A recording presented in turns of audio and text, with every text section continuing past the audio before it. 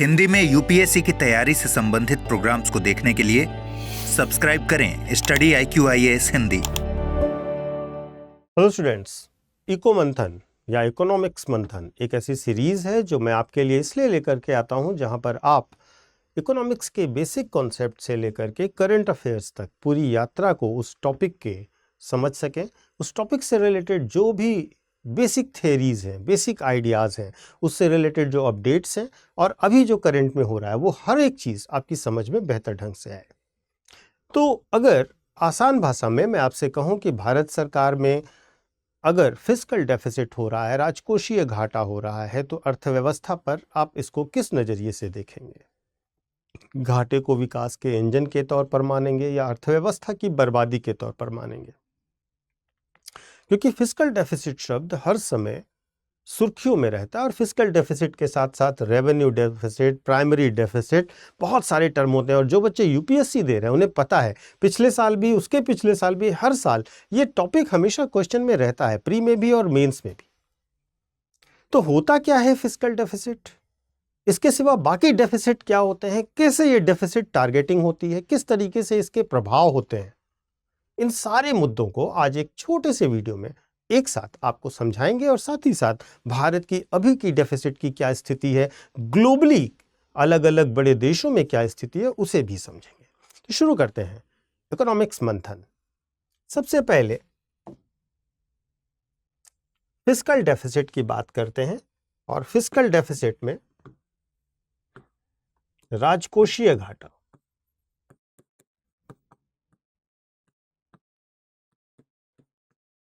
Fiscal deficit या राजकोषीय घाटा का मतलब यह है कि सरकार जितना खर्च करती है और जितना कमाती है उसके अंतर को हम फिस्कल डेफिसिट कहते हैं। अगर इकोनॉमिक्स के हिसाब से राजकोषीय घाटे का फार्मूला देखें तो राजकोषीय घाटे का फार्मूला है कुल व्यय,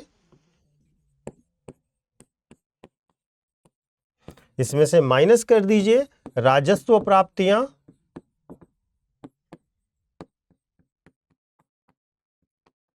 और गैर ऋण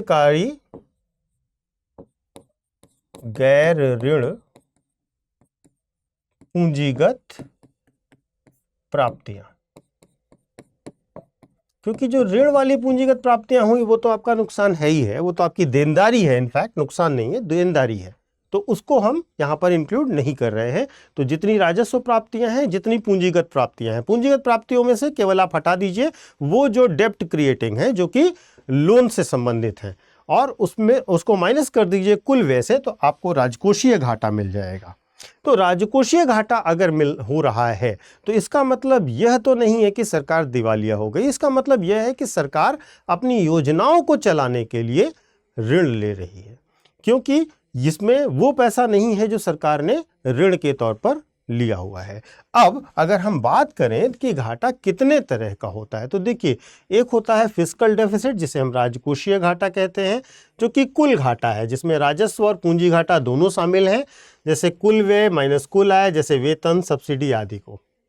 ठीक है। दूसरा है रेवेन्यू डेफिसिट, यह केवल चालू खर्चे और आय का अंतर है। रेवेन्यू शब्द का प्रयोग मैंने आपको बार बार बताया है, जो विद इन ईयर कंज्यूमेबल होते हैं।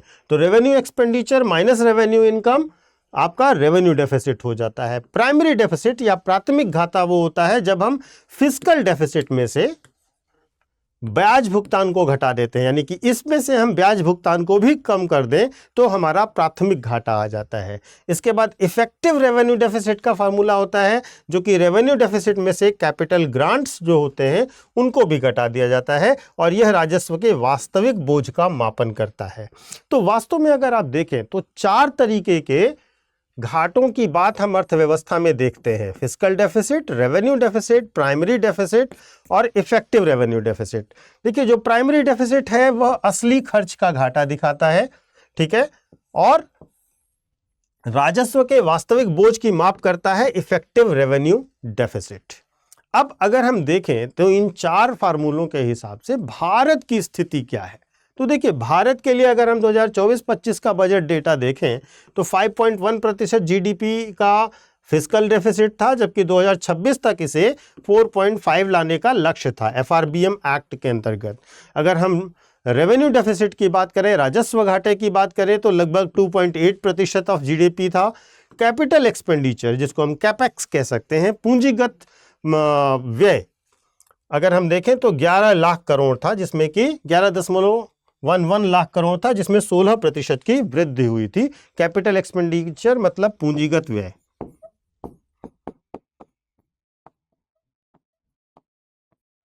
टर्मिनोलॉजीज में मैं हमेशा इंग्लिश के टर्म्स भी इस्तेमाल करता हूं। रीजन ये है कि आपके समझ में दोनों शब्द आते रहें। अगर आप इंग्लिश मीडियम के हैं तब तो कोई इशू नहीं, लेकिन अगर आप हिंदी मीडियम के हैं तो आपको इंग्लिश मीडियम वाले टर्म्स जरूर सुनने चाहिए, क्योंकि वो आपकी तैयारी में बहुत हेल्पफुल होते हैं, एटलीस्ट इकोनॉमिक्स में। ठीक है, अब देखिए फिस्कल डेफिसिट खतरा है या इंजन है, इस बात को कैसे हम समझेंगे। तो सबसे पहले तो ये समझिए कि सरकार ने अगर फिस्कल डेफिसिट बढ़ाया हुआ है, यानी राजकोषीय घाटा सरकार का बढ़ा हुआ है, लेकिन साथ ही सरकार पूंजीगत व्यय भी रिकॉर्ड स्तर पर कर रही है। जैसे कि यहां पर मैंने आपको दिखाया कि सरकार का फिस्कल डेफिसिट तो बढ़ा हुआ है, लेकिन सरकार राजकोष जो पूंजीगत व्यय है वो भी बहुत ज्यादा कर रही है। तब क्या होगा, तब इसका मतलब यह है कि इस घाटे का हम उत्पादक निवेश कर रहे हैं। तब हम इस घाटे का उत्पादक निवेश कर रहे हैं, यानी कि हम रेल लाइन बिछा रहे हैं, हम सड़क बना रहे हैं, हम डिजिटल इंफ्रास्ट्रक्चर डेवलप कर रहे हैं। इसका मतलब यह है कि जब हम इन चीज़ों पर खर्च कर रहे होंगे तो प्राइवेट सेक्टर की भी डिमांड बढ़ेगी और लॉन्ग टर्म में जीडीपी के ग्रोथ का पोटेंशियल भी अच्छा होगा। इसलिए हम कह सकते हैं कि ऐसा घाटा कहीं ना कहीं आगे चल के ग्रोथ मल्टीप्लायर का काम करेगा।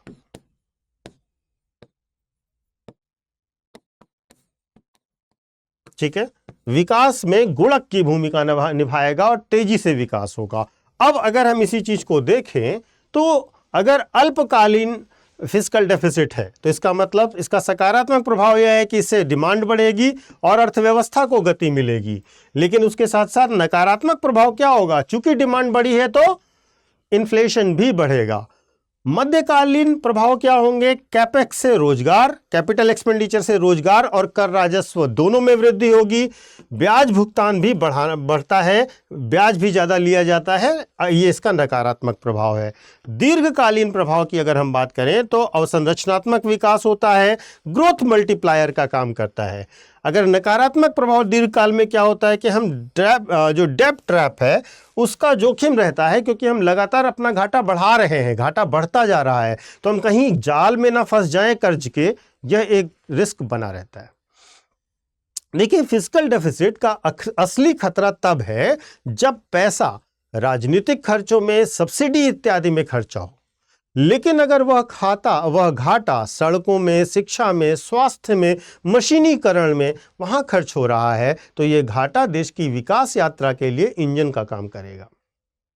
केंद्र सरकार अपनी कुल आय का मान के चलिए एक लंबा पोर्शन ब्याज भुगतान में भी खर्च करती है। लगभग 40% पैसा चला जाता है ब्याज भुगतान में। इसीलिए जब फिस्कल मैनेजमेंट या राजकोषीय प्रबंधन की बात की जाती है तो ग्रोथ को ब्याज के जाल में फंसे बिना करना होता है।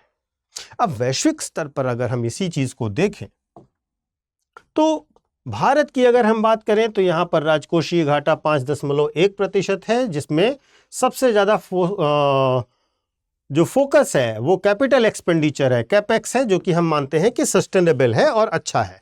अमेरिका की अगर हम बात करें तो ये 6.3% के आसपास है, लेकिन यहाँ पर डॉलर एडवांटेज है, बोरोइंग बेस्ड ग्रोथ है, कोई दिक्कत इनको भी नहीं है। जापान की बात करें तो यहाँ लगभग 7% है, लेकिन यहाँ पर एजिंग पॉपुलेशन है और डोमेस्टिक डेप्ट बढ़ रही है, इसलिए यहाँ पर चिंता की बात है। जर्मनी की बात करें तो यहाँ पर 1% से कम है फिस्कल डेफिसिट, और ये दिखाता है कि जर्मनी में राजकोषीय डिसिप्लिन बहुत बेहतर काम करता है। श्रीलंका की बात करें तो वहां 10% से ज्यादा है, जो दिखाता है कि राजकोषीय कुप्रबंधन है और एक्सटर्नल डिपेंडेंसी बहुत ज्यादा है। मैंने अलग अलग तरह के केस आपको दिए। अलग अलग तरीके के इवेंट्स और इंसिडेंसेस बताए कि किस किस तरीके से यह अर्थव्यवस्था को प्रभावित करता है। अब अगर हम FRBM एक्ट की भी बात कर लें, क्योंकि यहीं से तय होते हैं, इसी से डिसाइड किए जाते हैं कि हमारे टारगेट क्या होंगे डिफरेंट टाइप ऑफ डेफिसिट के। तो FRBM यानी कि fiscal responsibility and budget management act 2003 fiscal deficit को 3% से कम या 3% तक रखने की बात करता है और डेब्ट टू GDP रेशियो को 60% से कम या 60% तक रखने की बात करता है।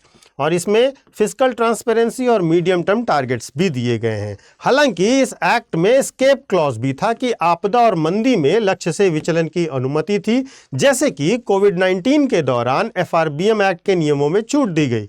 पर अब सरकार ने 2026 तक घाटा घटाने के लिए नया रोड मैप तैयार किया हुआ है। ठीक है, अब ये सारी इंफॉर्मेशन आपके इस टॉपिक से रिलेटेड हो जाती हैं। अब अगर आप देखें तो आपको लगभग हर साल आपको यूपीएससी के पेपर में इससे रिलेटेड क्वेश्चन मिल जाएंगे। जैसे लास्ट ईयर की अगर मैं बात करूं, मैं लास्ट ईयर का क्वेश्चन आज आपके सामने डिस्प्ले पे नहीं लाया हूं, उसमें उन्होंने एग्जाम्पल के साथ पूछा था कि इतना राजस्व हो रहा है, इतना कैपिटल एक्सपेंडिचर है, इतना ब्याज भुगतान है, तो राजकोषीय घाटा बताइए, प्राथमिक घाटा बताइए, इस तरीके से। तो अगर आपको फॉर्मूला पता है तो आप अपने आप आराम से कर सकते हैं। लेकिन मैं उसके पहले के भी आपको अगर क्वेश्चन दिखाऊं तो 2023 में क्वेश्चन पूछा गया है, फिस्कल डेफिसिट में बढ़ोतरी से निम्नलिखित में से कौन से प्रभाव पड़ सकते हैं? सरकारी उधारी में वृद्धि, ब्याज दरों में वृद्धि, मुद्रास्फीति का दबाव। आपको बताना है कि सही उत्तर क्या है, 1 और 2, 2 और 3, 1 और 3 या 1, 2, 3। उत्तर कमेंट करके अवश्य बताइएगा। इसी तरीके से 2022 में पूछा गया डेब्ट सस्टेनेबिलिटी का क्या अर्थ होता है? सरकार अपने ऋण और ब्याज भुगतान को बिना अतिरिक्त कर्ज के लिए चुका सकती है, कर्ज लिए हुए चुका सकती है। दूसरा, सरकार का कर्ज GDP से अधिक हो गया है। तीसरा, सरकार का फिस्कल डेफिसिट बढ़ चुका है। सरकार अपने कर्ज का पुनर्वित्त पोषण करे तो डेब्ट सस्टेनेबिलिटी मानी जाएगी। आप इसको भी करके हमें उत्तर बताइएगा। प्रश्न संख्या 1, प्रश्न संख्या 2 आप डाल सकते हैं, जिससे आपको जब आप रिप्लाई करें तो हमें समझ में आए कि आप किस प्रश्न का उत्तर दे रहे हैं। अब इसके बाद इस चीज को हम कंक्लूड अगर करें तो देखिए, फिस्कल डेफिसिट एक इकोनॉमिक लीवर की तरह काम करता है। अगर सरकार इसका उपयोग क्राइसिस में डिमांड रिबूट करने के लिए कर रही है तो ये एक वरदान है। अगर सरकार चुनावी खर्चे, लोकप्रिय घोषणाओं के परिपालन के लिए कर रही है तो यह एक अभिशाप है। भारत में फिस्कल पॉलिसी अब कीन्सियन फिलॉसफी का मॉडर्न वर्जन है, ऐसे समझिए। Spend in slow down, save in boom, यानी कि ग्रोथ के समय धीमी हो तो सरकार खर्च बढ़ाए, और जब देश की अर्थव्यवस्था तेजी से आगे बढ़ रही हो तो खर्च को नियंत्रित करे। यही वास्तव में फिस्कल रिस्पॉन्सिबिलिटी यानी राजकोषीय उत्तरदायित्व की बेहतर परिभाषा है। तो इसलिए फिस्कल डेफिसिट को इतनी डिस्कशन के बाद आप समझ गए होंगे कि इसको केवल घाटा मानना सही नहीं है, यह देश की आर्थिक ऊर्जा का भी एक पैमाना है। अगर घाटा उत्पादक निवेश में जा रहा है तो यह विकास का इंजन बनेगा, अगर यह खपत में और ब्याज भुगतान में जा रहा है तो हम आर्थिक जाल में, डेब्ट ट्रैप में फंसेंगे अवश्य। तो फिस्कल मैनेजमेंट के लिए दरअसल एक संतुलन है विकास और अनुशासन के बीच का, और असली सवाल यह नहीं है कि घाटा कितना है, बल्कि यह है कि घाटे से मिला हुआ पैसा कहां जा रहा है। मुझे उम्मीद है आपको यह एपिसोड अच्छा लगा होगा। कमेंट करके अवश्य बताइएगा। आपको fiscal deficit, revenue deficit, primary deficit, इसके कॉन्सेप्ट्स क्लियर हुए होंगे, और वर्तमान में क्या स्थिति है, FRBM एक्ट क्या कहता है, इन सब चीज़ों से रिलेटेड कॉन्सेप्ट एक साथ बहुत थोड़े से समय में समझ आ गए होंगे। कमेंट करके बताइएगा, और अगर कोई टॉपिक जिस पर आप तुरंत डिस्कशन चाहते हैं, नेक्स्ट वीडियोस में चाहते हैं, तो आप अवश्य कमेंट करके बताइएगा। मैं शीघ्रातिशीघ्र उस पर वीडियो आपको उपलब्ध कराऊंगा।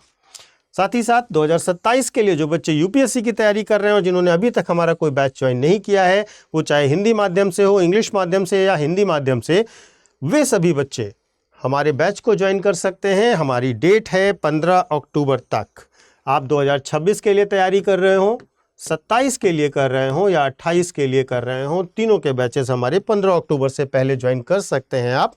इन बैचेस में आपको पूरी तैयारी कराई जाएगी प्रीलिम्स टू इंटरव्यू की।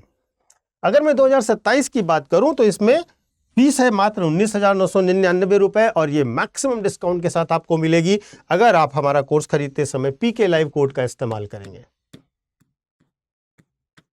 पीके लाइव कोड का इस्तेमाल कीजिए और आप मैक्सिमम डिस्काउंट पाएंगे स्टडी आईक्यू के सभी कोर्सेज पर, चाहे वो ऑप्शनल सब्जेक्ट का हो, चाहे वो जुडिशरी का क्यों ना ले रहे हो, चाहे वो आप कोर्स ले रहे हो हमारे स्टेट पीसीएस की तैयारी का।